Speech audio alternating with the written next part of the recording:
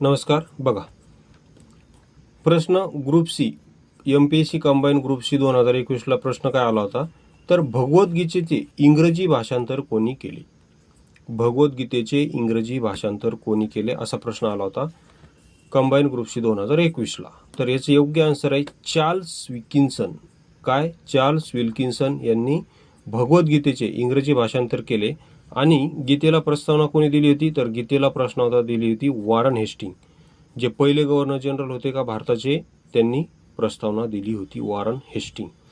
तर आता याला ट्रिक्सनुसार कसं लक्षात ठेवायचं, भगवद्गीतेचे इंग्रजी भाषांतर चार्ल्स विल्किन्सन केले, याला ट्रिक्सनुसार कसं लक्षात ठेवायचं, तर याची ट्रिक्स अशी आहे बघा.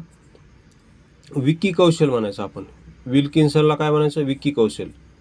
आता आपण जो छावा मूवी आला होता त्यामध्ये संभाजीराजे यांची ज्यांनी भूमिका केली ते कोण? विकी कौशल. विकी कौशलने गीतेचे इंग्रजी भाषांतर केले कारण त्याची जी वाईफ आहे कॅटरीना, रिअल लाईफमध्ये विकी कौशलची बायको कोण आहे? कॅटरीना कैफ.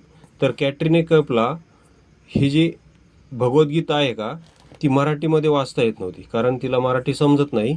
म्हणून विकी कौशलने काय केलं, भगवद्गीतेला इंग्रजीमध्ये ट्रान्सलेट केलं आणि कॅटरीना कैफला ती वाचायला दिली. अशी आपली ट्रिक्स आहे.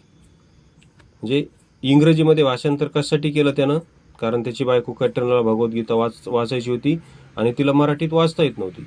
म्हणून तिच्यासाठी त्याने काय केलं, विकी कौशलने भगवद्गीतेचे इंग्रजी भाषांतर केले. हे विल्किन्सनला काय म्हणायचं आपण? विकी कौशल. असं आपल्याला ट्रिक्सनुसार लक्षात ठेवायचं, कारण दोन्ही शब्द कॉमन आहेत. हे विकी आणि हे विल्की. विकी याच्यातलं ल काढून टाकलं की हे पण विकीत दिसतं. विकी विकी विकी विकी.